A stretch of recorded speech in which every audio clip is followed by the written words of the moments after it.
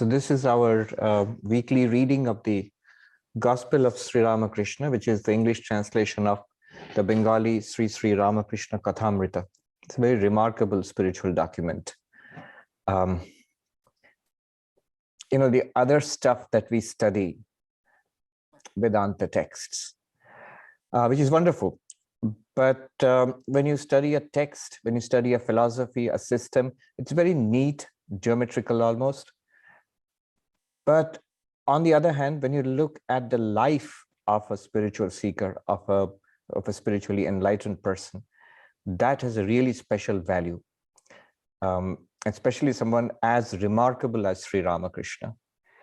The difference between this and the other classes is, just thinking about the Museum of Natural History here in Upper West in Manhattan, where you go there and you see all these fossils of creatures long dead. And so these books, the texts on Vedanta, they are like those fossils, they are the outline, the skeleton of spiritual life. But if you want to see the living thing in action, then you must read the lives of saints, the lives of enlightened persons. And Sri Ramakrishna was, of course, a phenomenon. Christopher Isherwood begins his biography of Sri Ramakrishna and his disciples. If you have not read it, I would really urge you to read that book. And he begins it by saying that this is a story of a phenomenon. So here we have the live creature itself. All right, so let's start. Om tava kathamritam tapta jivanam kavi videtam kalmashapaham shravanamangalam srimadatam bhuvi grinanti bhurida janaha.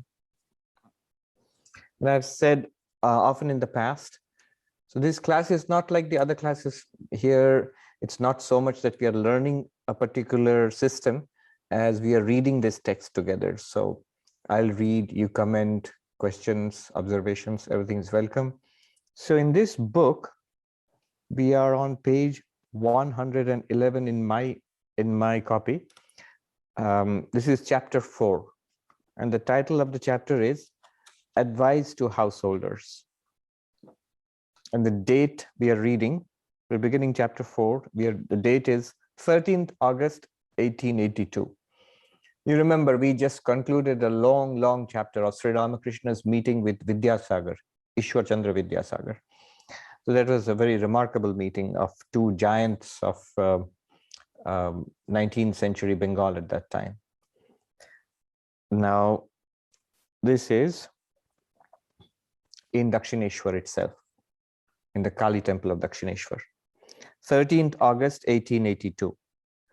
The master was conversing with Kedar and some other devotees in his room in the temple garden.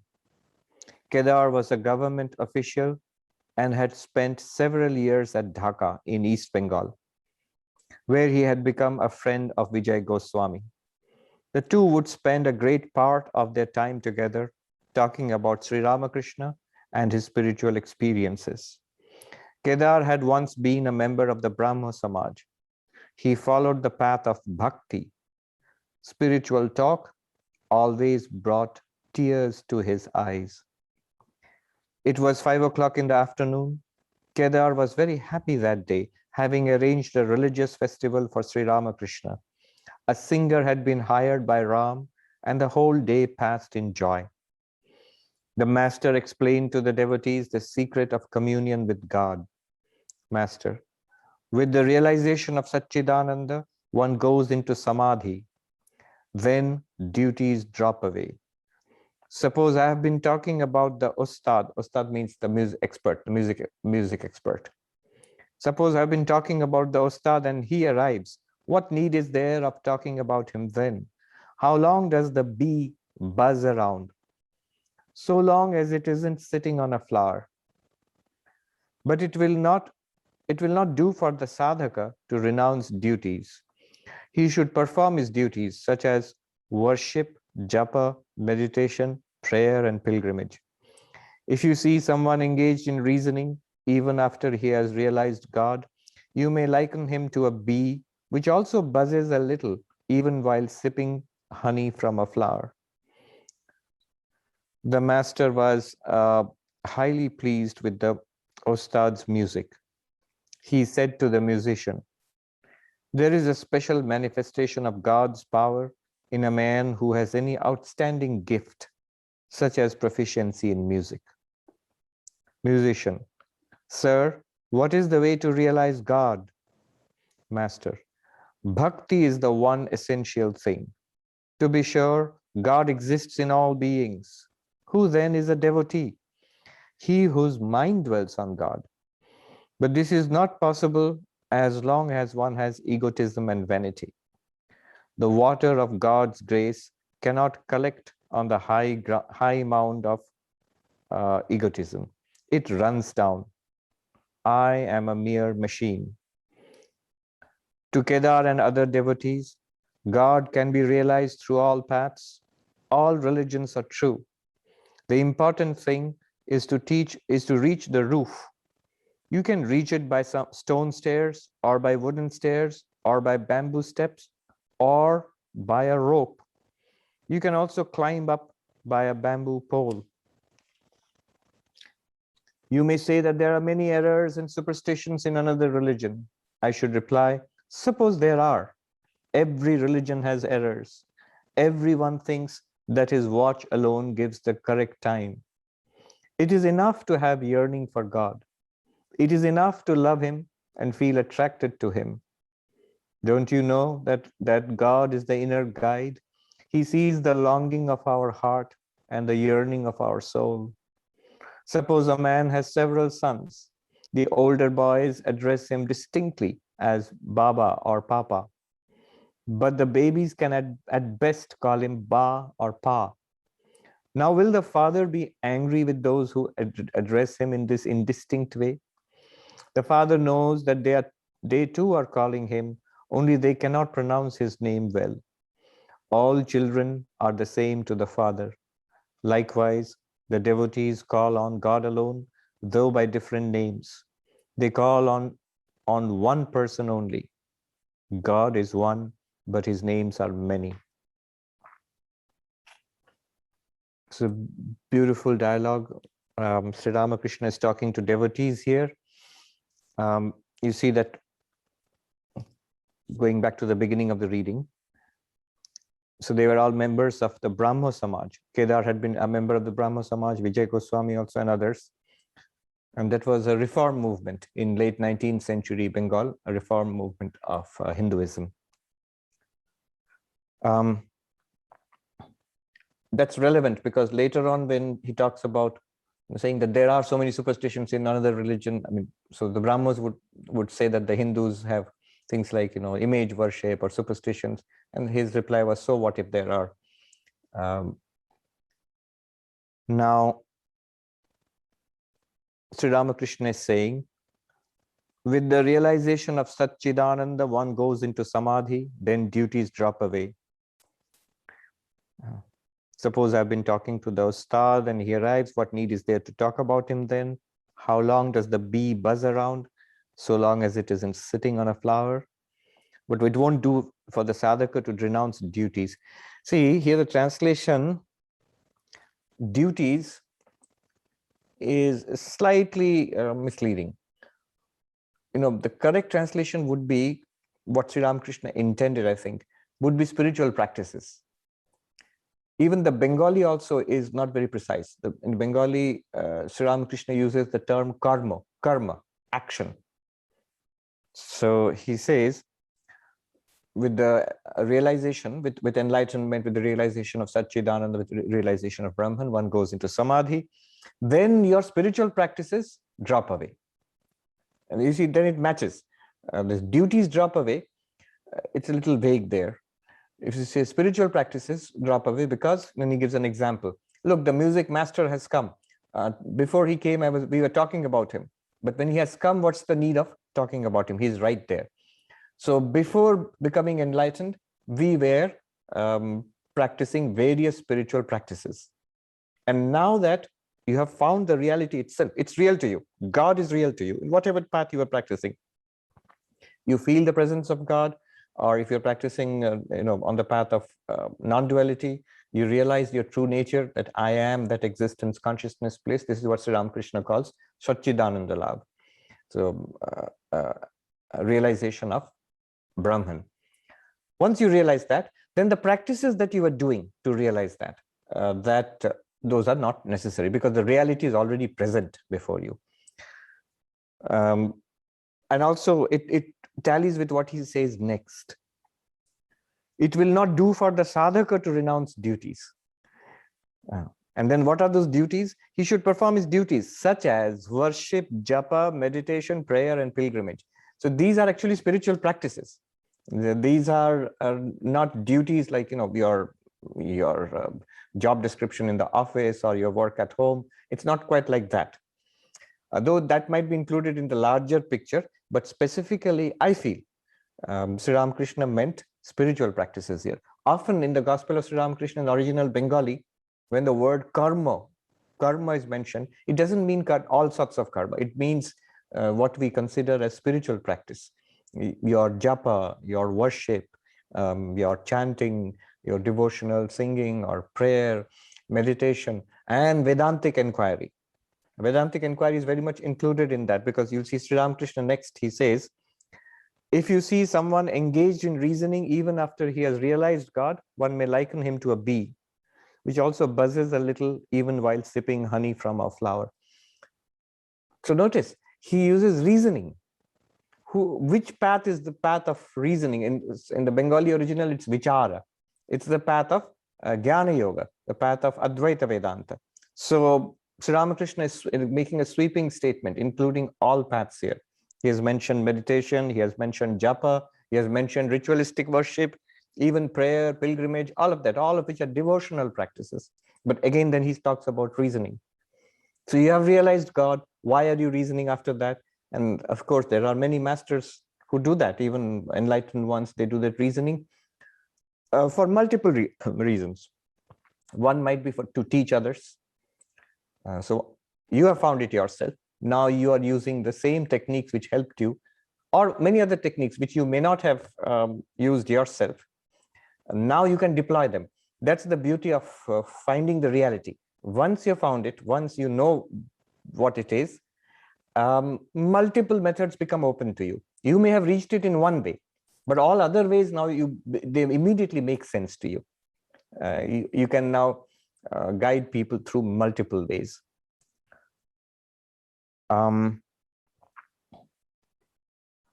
So realization of sat-chit-ananda, one goes into samadhi. You see, God is real, and God can be realized, and God must be realized. That is the purpose of all of these practices. Often people do not understand this. What is the purpose of religion and spirituality? Is it to believe in something? Is it a community where you get together in church and worship once in a week? Is it lots of rituals, cultural programs, like a cultural activity, like a big Durga Puja once in a year or something like that? Is it an identity to rally around and do politics? Or is it something to fight over? What is the purpose? Is it something that inculcates morality and makes people good in society? All of those might be true, but the ultimate purpose of religion, there is a goal. The God which religion speaks about actually exists. And the purpose of religion is to lead us to that God. What is the nature of God? And we'll see. Sri Ramakrishna will talk about it. But the purpose of religion is to lead us to God. And lead us to God doesn't mean just believe in something. It means actually realizing a direct experience of God. And why would one do that? Because that leads to fulfillment. The fulfillment that we have been searching for. The overcoming of suffering, attainment of bliss, whichever way you put it. That fulfillment we have been searching for throughout our lives and life after life. That is attained only when you realize God, only upon God realization, upon enlightenment, whichever way you put it in any of the paths of religion. Sri Ramakrishna will say that next. So a lot of people don't take that seriously, that actually what religions say, they mean it.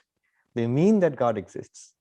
And the purpose of religion, Not even one of the purposes. You might say, those who are not very clear about, they might say, oh yes, some mystics, some saints, they say they found God, but it's not for us. No, it is for us. If you are religious and spiritual, your real purpose ultimately is to realize God. One may say again that that may be your purpose or some saint's purpose or a mystic's purpose, but my purpose, I have not been looking for fulfillment through God realization. No, but you have been looking for fulfillment. Every one of us. It's not a choice. Whatever we do in life, you may be up and working like a workaholic in Wall Street trying to earn lots of money, or may just be the opposite, be a couch potato and lie down and watch TV all day long. Whatever you do or do not do, the goal is always this fulfillment. We're trying to reach this fulfillment. And the case that religion makes is that this fulfillment, which everybody is looking for, is available only and only in one way. That is through God realization. All the other ways, the worldly ways, can only give you temporary, a little bit of pleasure, a little bit of solace, but then ultimately disappointing. You're looking for the infinite. Nothing in this finite world can give you the infinite. Only the infinite can satisfy your desire for the infinite. So when you find that, that is the end. Spiritual practice is not needed after that. Then he goes on to say, but you do see enlightened persons doing spiritual practice. Sometimes you see they meditate, they teach, they study. So it's like, he says, like the bee which is sipping nectar from the flower, but still buzzes once in a while, hums and buzzes.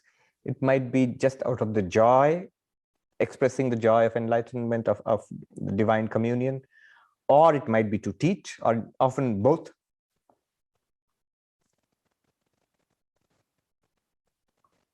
Then he makes another comment that when he sees the music of the musician, there is a special manifestation of God's power in a man who has any outstanding gift, such as proficiency in music. So just an offhand comment he makes, but he has said this more than once. And it is true. Brahman, God exists in everybody, and equally so. It's not that there is more God in the elephant and then less God in the little ant. It's the body which is big and the body which is small. It's not that there is more God in the Nobel Prize winning physicist and less of God in say somebody who's illiterate maybe. The mind is more cultivated in one case and the mind is not cultivated in the other case, but the reality, the spiritual reality in both are exactly the same. Not more, not less. However, Shakti, power, there is a difference in the manifestation of power. So in human beings, it may be more than other animals. Among human beings, those who are artistic, creative, intellectual, charismatic in some way, they have more power. You can see that. And the maximum manifestation is there in the saints, in those who are enlightened. A tremendous manifestation of a sattvic power, of a power of a very high order. It's true that sometimes you see people who are extraordinary. I was just talking about this particular professor I know, who is a brilliant academician, who is an extraordinary classical singer, who is an artist, and who is a great cook too, and a wonderful conversationalist. How is it that one person has all these qualities? So Sri Ramakrishna says, when you see this, you know that there's more manifestation of God's power in such people. Especially, he loved music. And music is a direct way to enlightenment. Not all music, but music, if you have a conscious desire, a spiritual goal in your life, and you're musical, it's a very powerful way. It can lead to enlightenment. Then the musician asks Sri Ramakrishna, "Sir, what is the way to realize God?" Sri Ramakrishna says, "Bhakti is the one essential thing. To be sure, God exists in all beings. Who then is a devotee? He whose mind dwells on God. This is not possible as long as one has egotism and vanity." So Sri Ramakrishna would respond according to the mental attitude of the people present. So, for example, you noted when Ishwar Chandra Vidyasagar, the great scholar, and Sri Ramakrishna is talking to it was a very Vedantic discussion, the path of philosophical analysis. But here, the whole day has been spent in devotional singing and in enjoyment in the company of devotees of God. So when this person asks, what is the way to realize God? Sri Ramakrishna says, bhakti is the one essential thing, devotion, love of God. What really ties us to this world is we simply don't want God. We want this world. And the Upanishad says our attention, our senses are all externalized, world towards the world, not towards God. And that's what ties us ties us to this world. And what is bhakti?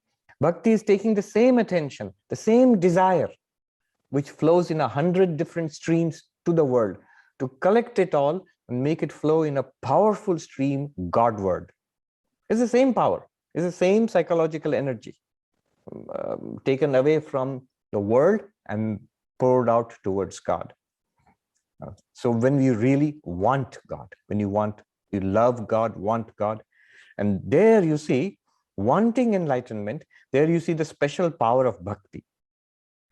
When you say intense desire for enlightenment, for freedom, in Vedanta, Advaita Vedanta, one of the necessities, the fourfold qualification, one of them is mumukshutvam, intense desire for freedom. Mumukshutvam, moksha ichha, desire for moksha, for freedom. But that's such an abstract thing. I want to realize my identity as the absolute. Yes, but it's difficult to be tremendously passionate about something that sounds so philosophical. That's where something like, so if you have Krishna or Rama or Jesus, or somewhere your heart can be, can be centered there. Your attention, because it is a person, it is a name, a form, a story. And there is music associated with it, iconography associated with it, wonderful stories associated with it. So God in the form of Saguna Brahman or Ishvara, or in the form of the incarnations of God. It's easy to love them. It's easy to be attracted. And it's easy to focus there. So bhakti is the one thing essential, he says. Then he says, to be sure, God exists in all beings. But who then is a devotee? He whose mind dwells on God. So God is in all beings. That same reality is everywhere. Look at the underlying non-duality of the whole teaching. He starts with, after attaining sat-chit-ananda, existence, consciousness, bliss, one goes into samadhi. He could have said, the whole discussion was on bhakti the whole day. He could have said, after getting a vision of Kali or Krishna, he said, no, attaining sat-chit-ananda. And again, he says here, the same divine reality is in all beings. Sat-chit-ananda, sat means existence.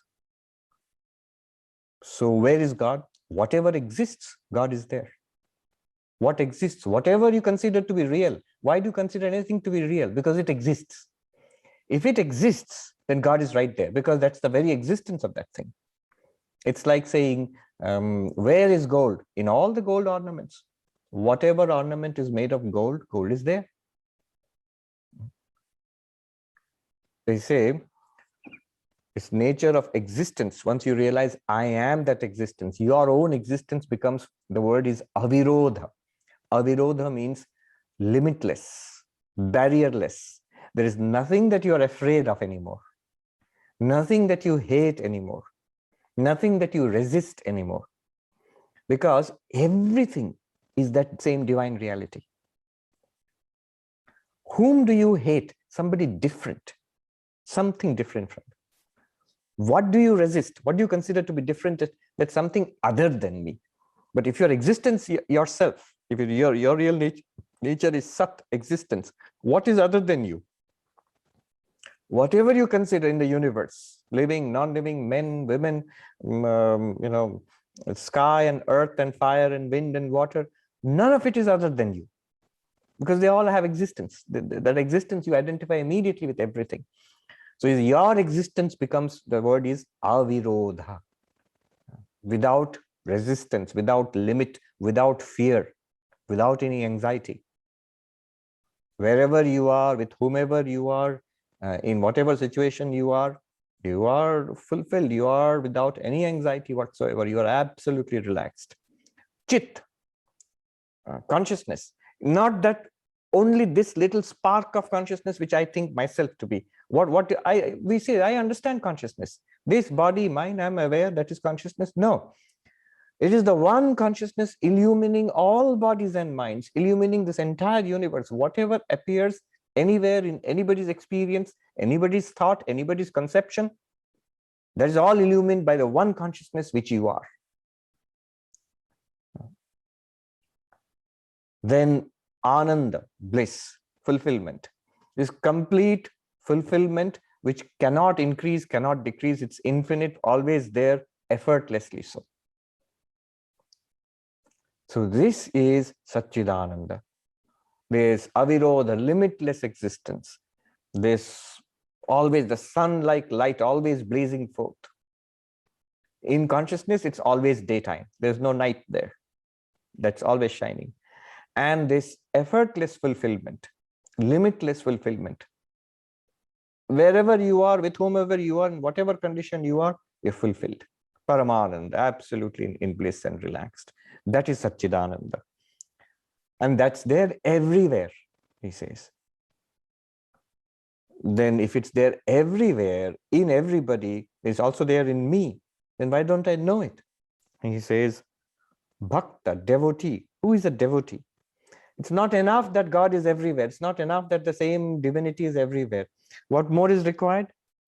A devotee, he says, is he whose mind dwells on God. You see, this is the important thing. Whether we want it or not, where is our attention? The divinity is present right here. It's constantly available, but our attention is not there because we want something else. We want the world. Our attention is focused on the world. Why is that so? What is the problem? Where are we getting stuck? He says, this is not possible as long as one has egotism and vanity. The water of God's grace cannot collect on the high mound of egotism. It runs down. What is this egotism? In all the functions of the mind, there's one function called ego. The Sanskrit term is ahankara. It's one function called ego. And what does that do? It takes upon itself all the activities which are going on in the mind and the body. So if I'm thinking something, the ego says, I think. Thinking is going on in the mind. The ego says, I think. If I remember something, the ego says, I am remembering. If I see, I am seeing. Seeing is happening with the eyes, and the mind is working on it. Lots of processes involved in visual perception. But the ego says, I am seeing. I am hearing. I am talking. I love, I desire, I hate, I am dissatisfied. There's a feeling of dissatisfaction. It says, I am dissatisfied. Then all the activities, I am happy, I am unhappy, it appropriates to itself. It takes upon itself everything that's going on in this one particular body mind. Why does it do that? That's its function. That's what lends unity to the activity of one unit, this body mind. It's absolutely necessary. Then only we'll feel like one being, not a mass of disparate activities going on. So it's perfectly good. The ego is doing exactly what it's designed for. But that's also the mechanism of our bondage. You see, the whole thing here, what is going on in the body mind, including the ego, you can say that it is the activity of nature, prakriti, or you can say it is the activity of of God's power, Maya Shakti. In any case, it has nothing really to do with our real nature as existence consciousness place. Whatever is going on in the movie, on the screen, the hero and the villain, and maybe rainfall, earthquake, sky and earth, space battles, and whatever is going on in the movie, tragic or funny, really has nothing to do with the screen. The screen is not really affected, but screen makes the whole thing possible. Similarly, you as Sat-chit-ananda, you make this entire magic show possible. However, under this present condition of ignorance, what happens is we do not know ourselves as Sat-chit-ananda, as existence, consciousness, bliss. We do not know ourselves as the screen of the movie. So not knowing that, then what the ego does is devastating. Because the ego, now we identify ourselves with the ego, I. And the ego is connected to every activity of the body-mind, and only this body-mind. Therefore, I immediately become I, this person, Sarvapriyananda. All the personal history of Sarvapriyananda is my history and nothing else. All the desires in the mind are my desires. All the frustrations and the hopes and ambitions, my frustrations, hopes and ambitions. This is my story. Not at all. It's not true, but it becomes like that. So on one side is our ignorance about our reality, that we are Sat-chit-ananda, and on the other side is the ego attached to the body-mind. Now, here is putting the same truth in a devotional way. There's one way of doing this, is saying that I am Brahman. This is a direct Advaitic way. Or there's a dualistic way, theistic way. God exists. You forget the non-duality, I am Brahman, forget that bit for the time being. God exists. I am this person. I don't care so much for I am Sat-chit-ananda, or there is God. I want to believe in God. I want to love God. I want to surrender to God, but I can't. Why can't I? Because again, the same thing, the same ego. It gives me a sense of individual, separate existence. My own story becomes most important to me. So it prevents me from surrendering to God. It prevents me from even believing in God, from loving God, because all my love and my fears, anxieties, everything is centered around this whirlpool of one body mind. So he says, and then everything here becomes important. What's the most important thing in the world? This. The greatest of tragedies, I may shed tears about that. But if a pinprick on my foot, that becomes the most alarming pain for me. That's my problem. That's, of course, it's logical. Otherwise, a biological entity cannot survive. But I, the conscious being, I'm tied to this mass of flesh and blood then. And my personal projects become so important. My little sorrows. In the presence of the divine, the creator, preserver, and destroyer of the universe, my little complaints, how dare I hold on to those little things in the presence of the divine? And yet I will. I make myself more important than God. That's why he says, egotism and vanity, the mound of ego. So the rain of God's grace is falling, but it will not collect there. It flows off. I becomes important. Even in spiritual seeking, if one really wants God, anyway, anyhow, my mind will be on God. But if the mind is so much, ego attached to the ego, this one personality, then even there I'll pick and choose. I am spiritual, yes, but it must be the highest quality spirituality. It must be, all the cool kids are non-dual, so I must be non-dualistic. This little belief in Krishna or the Divine Mother, or that's sort of down market. I must be the most sophisticated kind of spirituality. I must have that. Sri Ramakrishna says, a person who is very thirsty will take water wherever it is available. This is even on a pond which seems to have scum on its top, like those plants which are floating. He will remove that with his hands and get the clear water from below and drink it. If the person is very thirsty. But if we are not thirsty, then what happens? Then not that water, that's not drinkable. What I need is the alpine water from the springs of Switzerland. That has to be put in a bottle and brought to me. Only that water will do for me. I drink that only. Because I'm not thirsty, actually, that's why. So it's high amount of egotism, it runs down. What is the counter to that? Sri Ramakrishna suggests, I am a mere machine. He would often sing, Mother, you are the dweller in this house. I am the house. You are the operator of the machine. I am the machine. Put the whole thing on the Divine Mother. Put the whole thing on God. A great relief comes. People think that, oh, well, one will become lazy. Not at all. You can't become lazy. Don't worry about that. Nature will make you work. Society will make you work. Your own tendencies will make you work. You won't become lazy. But all the activities now you can do, all the responsibilities you can uphold and fulfill your responsibilities, and yet you can feel perfectly at ease, perfectly happy, relaxed. God is taking care of it. So this is the bhakti approach. Then he moves on to another important thing, which is the central message, one of the central things which Sri Ramakrishna taught, the harmony of all religions. So to Kedar and other devotees, God can be realized through all paths. All religions are true. The important thing is to reach the roof.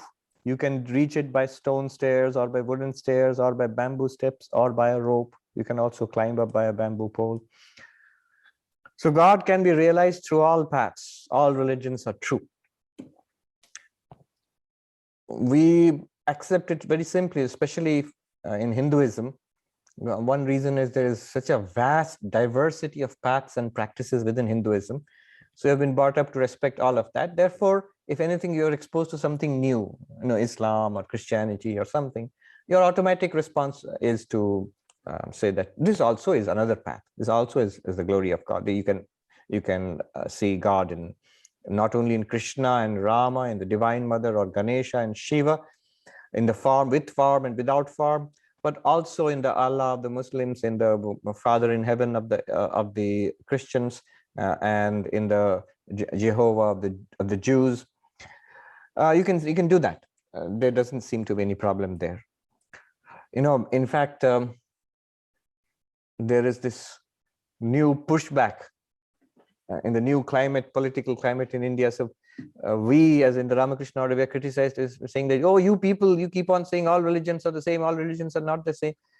That's such a silly thing to say.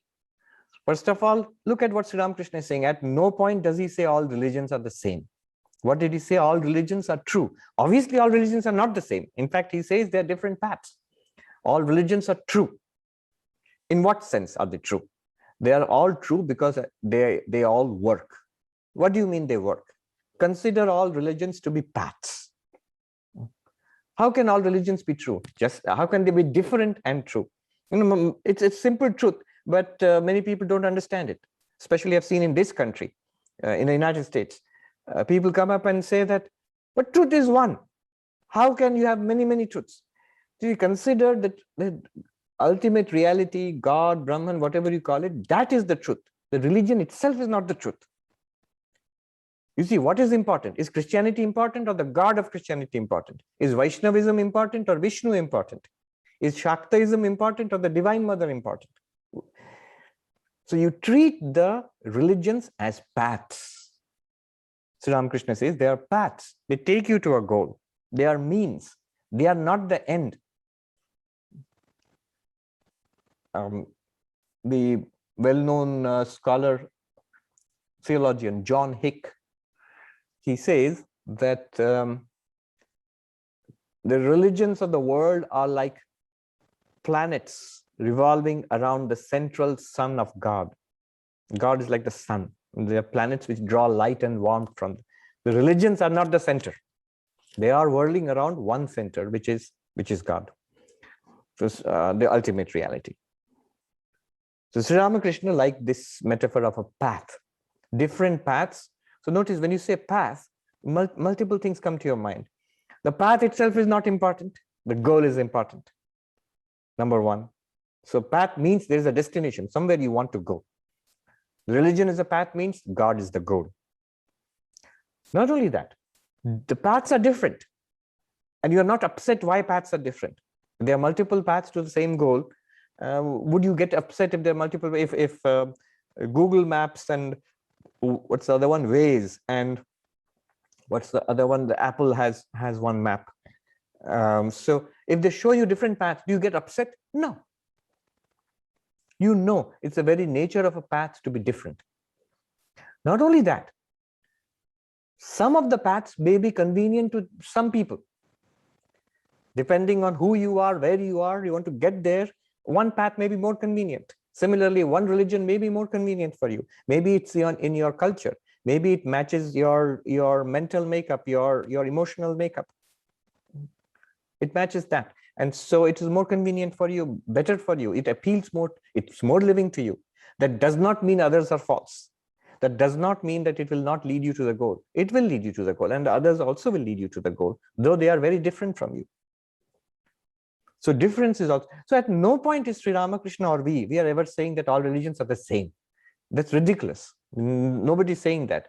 Sri Ramakrishna said religions are true. They are true, they are valid, they work. And further, they lead you to the same goal. He's also implying that here. The important thing is to reach the roof. So you go through the stone stairs, the wooden steps, the bamboo steps, or even climb up a bamboo pole or climb up a rope or whatever. In those days, they didn't have elevators. So that was one option he didn't know. The two kinds of objections to this, which I've come across, again, in this country more than in India. In India, there's such an easy acceptance of this that we don't really notice this. In India, it seems to be pretty obvious that there are different paths to the same reality. Different paths are true. It's in theory we accept it, in practice we accept it. But here there are two main objections I have seen, which in recent times. One is the old objection of the religious fanatic. So the religious fanatic would say, no, no, no. First of all religions are not the same. All religions are true. No, not even that. Only one of them, one religion is true. And that somehow happens to be my religion. Whatever the religious fanatic is, somehow suspiciously, it turns out that the one true religion always happens to be the one I am following. So that the objection from the religious fanatic is that all religions are not true because the religious fanatic wants his or her particular path to be true. And so religion, you may treat religion as a path, but religion, but that fanatic will say there's only one path and all others are false. One variation of this I have seen in more modern times, because in this day and age, it's not so politically correct to say such things. People will now laugh at you, or you'll be seen as crude or backward. Or so a clever, slightly sly way of saying this, I've come across this, is saying, no, no, no. You see, these religions, they lead to different goals. So they're all paths of the mountain, but they are paths of different mountains. So the truths, there are different goals you go to, because you see how they are described. Buddhism describes in one way, and Hinduism in another way, and Christianity in another way. So they lead to different goals. I have never been able to understand this. If you admit, are you saying that there are many gods? See, this is very contradictory. Especially in the Abrahamic religions, where the whole thing is that God is one. Now you want to say that, oh, these religions lead to different goals. So are you saying there are different mountaintops? And what are these different mountains? Are they different gods, different spiritual realities? So you admit that there are different spiritual realities? Are you trying to say that the Christian God and the Islamic God and the Jewish God are different? There are three different gods, and 101 different Hindu gods. So there are hundreds and hundreds of different gods. And don't forget, each theistic religion makes the claim that God created this universe. Because obviously this one universe we live in. So all these hundreds and hundreds of different gods created this one universe, or was it a committee, or did they create multiple universes, separate universes? You see the kind of tangles they will end up with. The moment you try, what is behind this? What is behind this is fanaticism. What is behind this is narrowness. I don't want others to be accepted. There's some way of pushing others away. This leads to narrowness. This leads to religious fanaticism, hatred, ultimately violence and terrorism. The the direct path from this kind of thinking to there is, if you push such people, I'm sure that different paths lead to different goals. If they say this is one logical alternative, then if you push such people, so do you believe in polytheism? Then obviously they cannot say that. Their whole thing is so ultimately what's covertly hidden there is different paths lead to different goals. Different paths lead to different mountaintops. All those other mountaintops don't exist actually. Those different goals don't exist actually. Only one exists, and that's mine. We are back to square one. My path is the only path.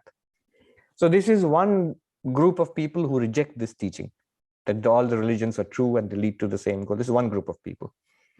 The other group, interestingly, are academicians. So I found this teaching of Sri Ramakrishna is not particularly fashionable or acceptable even at Harvard. I found they are not happy with this.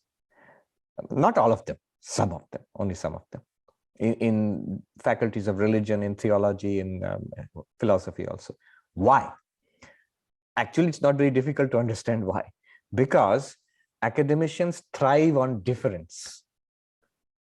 So if all the religions ultimately are true and all of them lead to the same goal, then it's no longer very interesting to the academician. Where do you generate papers and books and conferences? Only it thrives on difference. So this is not really, this is sort of, it goes against the very nature of modern academics. There was a very beautiful movement, the perennialist movement. Aldous Huxley wrote that beautiful book, The Perennial Philosophy. That's somewhat out of fashion now. Hopefully it will come back. And also it doesn't matter. When I say this to academicians, they get very annoyed. It doesn't matter what you say. People in general are more and more accepting this idea that there are multiple paths to God, multiple paths to enlightenment, multiple paths to be spiritual. You may not accept it, but people don't bother about you anyway. So you can go on playing your little games. I mean, it's a real problem. Stephen Prothero, who is a leading scholar of religion, he's written this book, God is Not One. It's the name of the book, God is Not One. The whole book is how these religions are actually fundamentally very different. And he says that there are well-meaning people who try to say that all the religions are ultimately one. There is a deep unity of religions. But I want to show that in depth, if you investigate the religions, they're all different. This is, from an Advaitic perspective, it's like this. Forms are contradictory. What do I mean by that? Imagine the same lump of gold. You can make it into a necklace, you can make it into a ring, you can make it into a bracelet. They cannot all be the same at the same time. So it can be a necklace or a bracelet or a ring. If you change the necklace, then you can make it into a bracelet, but the necklace is gone. The form is gone. You can't call it a necklace anymore, and you can't put it around your neck. Now you have to call it a bracelet. It looks different, and you put it on your wrist. But what continues? The gold, the underlying reality continues. So there is a deep oneness to all of these forms. Forms are contradictory. This comes from the Advaitic idea. This is a non-dualistic idea. The necklace and the bracelet and the ring are all non-dual with respect to the gold, because from that gold only you have made the same necklace. You melt it down and make it into a bracelet, melt it down, make it into a ring. Not one second thing has ever been created. It's always been that one bit of gold. So it's non-dualistic idea. Now applied to this multiplicity of religions, the religious scholars, what they do. Why is it that a noted scholar like Stephen Prothero, for example, and others also, they don't seem to feel, let's take them at their word, they don't really seem to feel that there is something deep, the deep oneness. They feel it deeply. If you look at it, they're all different. Religions are different.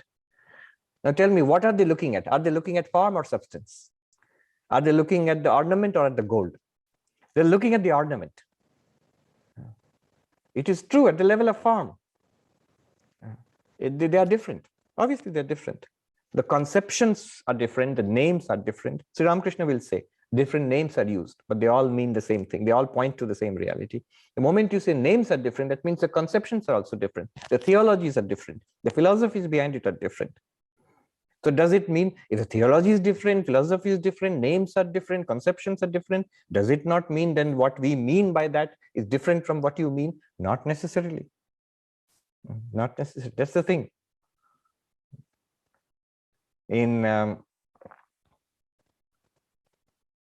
There's a saying, the opposite of one petty truth is falsehood.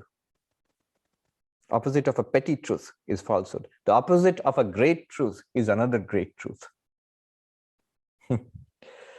So in its depth, these religions are great truths. So the opposite of, suppose is a dualistic religion.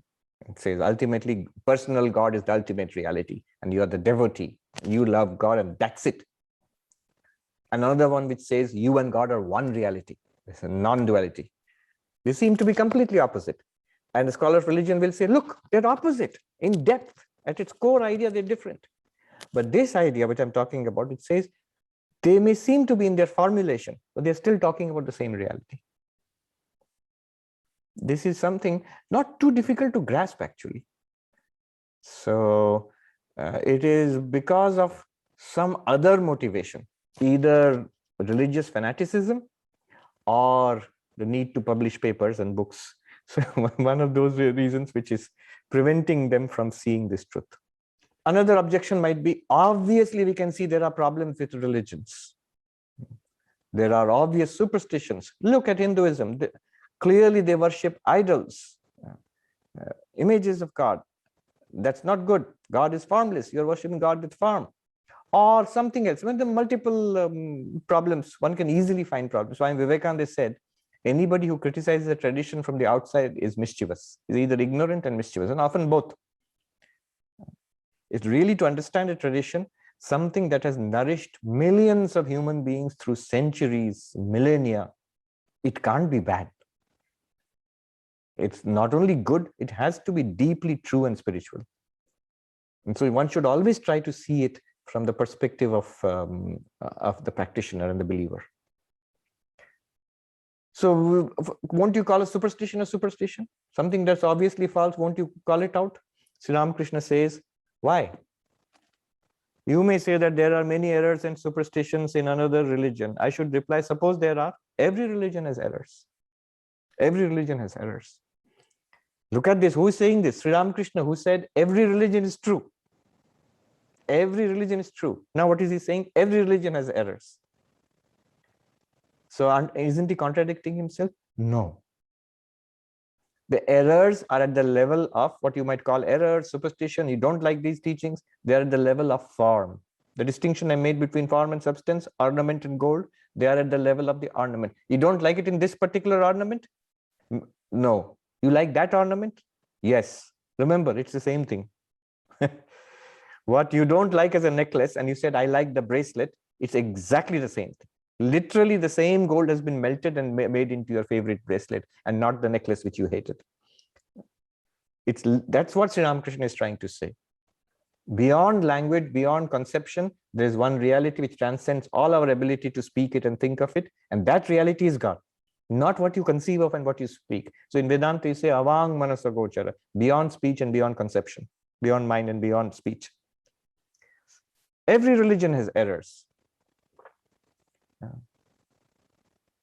Same Sri Ramakrishna, who said the truth of all religions, he proclaimed so many times. Here is clearly, remember this, he said every religion is also wrong.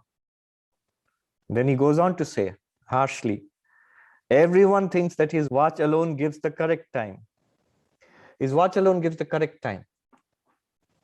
And it reminds me of Kant, that story. Immanuel Kant, the great German philosopher in Königsberg, he was famous for his meticulous routine. So he would go out for a walk in the afternoon and people would set their watch that it must be 3 p.m. because Kant is taking his walk. So he would go up to the church steeple, he'd go to the church square and come back home. And in Church Square, there used to be these clock towers in those days. Big clocks were there. So he would see the clock tower and he would adjust his own watch and he'd come back. So one day he had the pastor of the church over for dinner and he asked, Father, so how do you set your watch, the watch in the clock? He said, why? Just like everybody else, I wait for you to come out for your walk and I set it according to your walk. So when you come out, I set the clock in the tower. And can't adjust his watch according to that clock. Sri Ramakrishna says everybody thinks his watch alone gives the right time. Everybody thinks that his watch alone gives the correct time. The great Buddhist philosopher Nagarjuna, his famous conclusion, Shunyata sarva drishtinam. Every philosophy, every formulation of the ultimate reality is empty. He says, I can prove it. Whatever formulation, whatever your philosophy is, whatever the existing philosophies, both Hindu and Buddhist at that time, he cut them to pieces with his logic, his tetralemma, Chatushkoti. He says, if something like Atman, God, or whatever it is, if you say it is, he says, no, that's not correct. I can show that if you say it is, no. So it is not a nihilist. He says, no, not even that. It is and it is not even that. It neither is nor is not even that. So every formulation of the truth, he says, is erroneous. Shunyata sarva drishtinam. Drishti means a philosophy. Nagarjuna said, the emptiness of all philosophical viewpoints. When somebody cleverly asked him, oh, Nagarjuna, your philosophy is also a philosophical viewpoint. So is that not wrong also?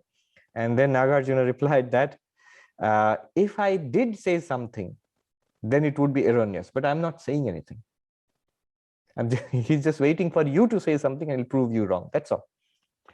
So that's a particular kind of debate in ancient India called Vitanda, where you have no thesis of your own to prove, but your entire philosophical activity is to prove everybody else wrong.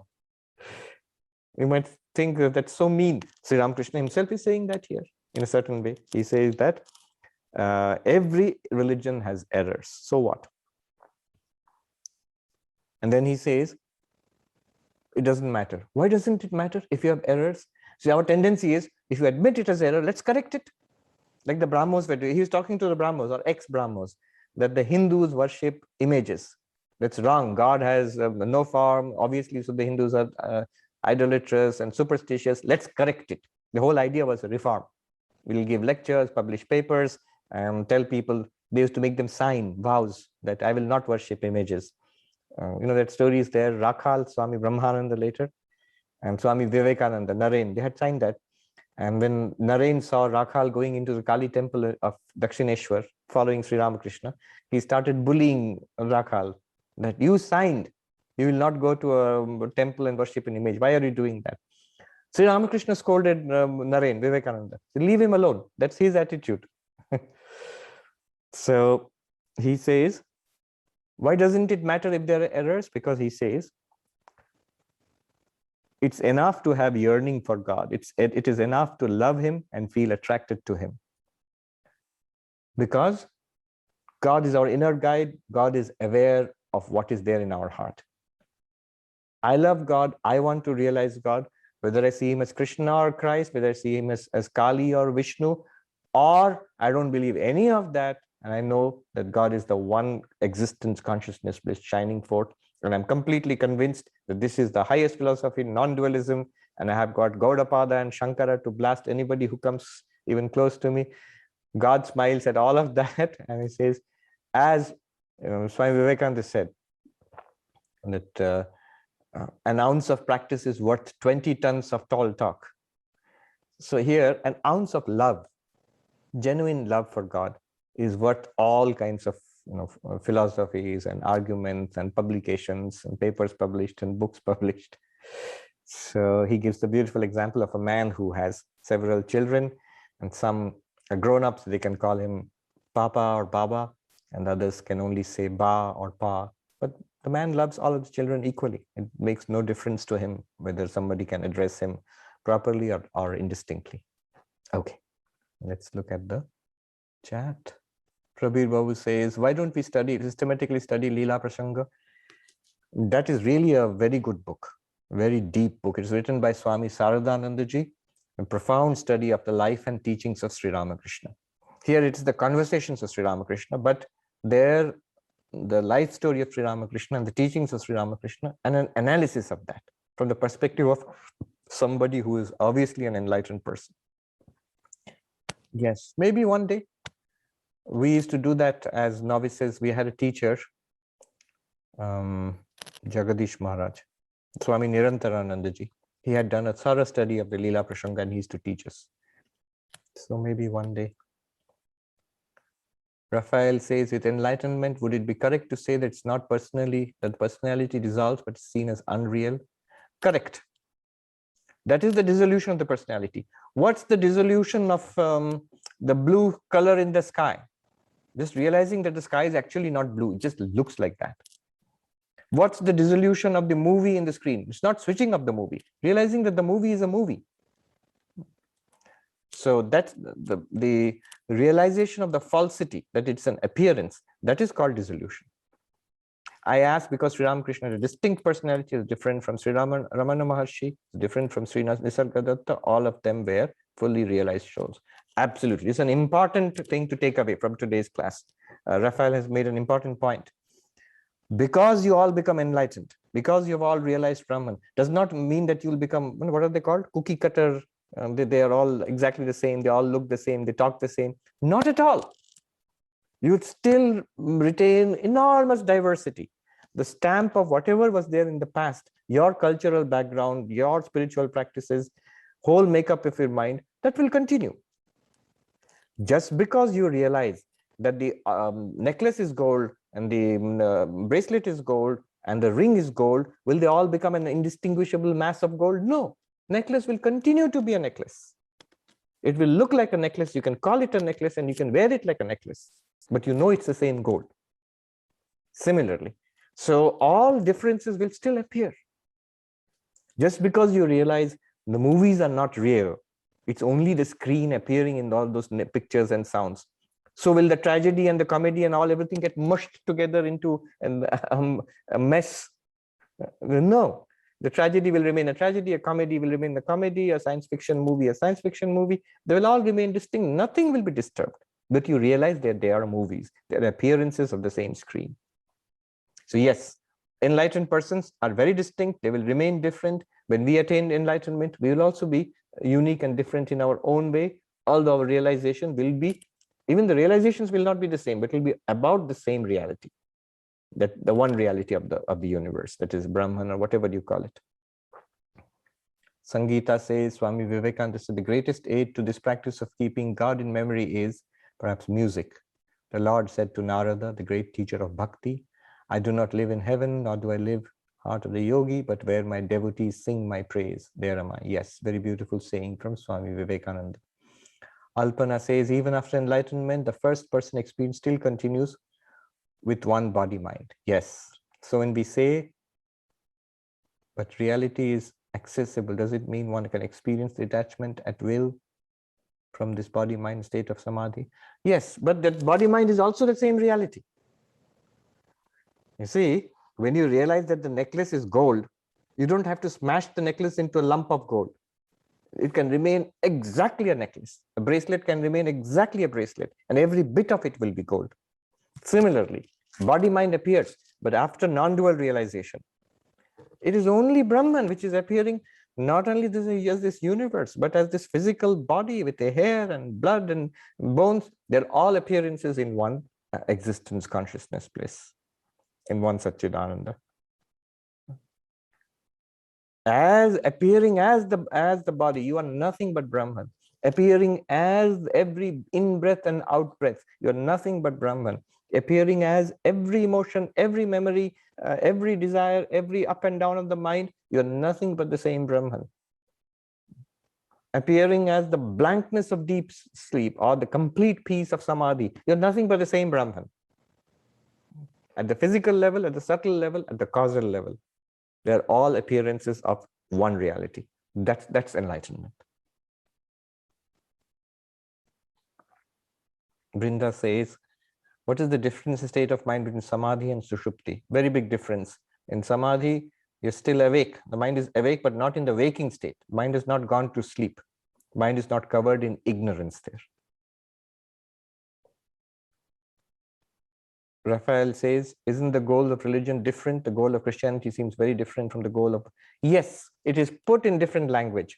It may even be experienced differently in phenomenologically, but it is about the same reality. That's the point. Otherwise, when you look at the form of it, the goal of Buddhism and goal of Christianity seems very different. Nirvana and going to heaven and staying with God, they seem very different. But if you go deeper into it, what exactly is Nirvana? What exactly do you mean by God and heaven? So the language is different. And Sri Ramakrishna says that the language used is different.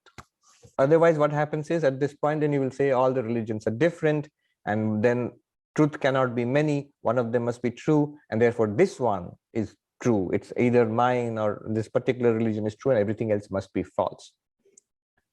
And after this, you have two choices. I'll follow the one true religion, which is my religion, and leave everybody else alone in their erroneous, wrong ways. Or worse, I will not leave everybody else alone. It's my responsibility to bring everybody to the truth. So I'll run around trying to convert people, trying to preach to them the error of their ways. And if they don't listen, I may even go to the extent of, for their own good, forcing them to the one true religion, which is my religion. And if they don't respond to force, I may, for their own good, have to kill them also. So, so you see, this is where it goes. When you say every goal is different, and it must be one goal, it is my goal, and therefore fanaticism is the result. Yeah. Okay, I think we'll conclude here. Om Shanti Shanti Shanti Hari Om Tat Sat Sri Ramakrishna Arpanamastu.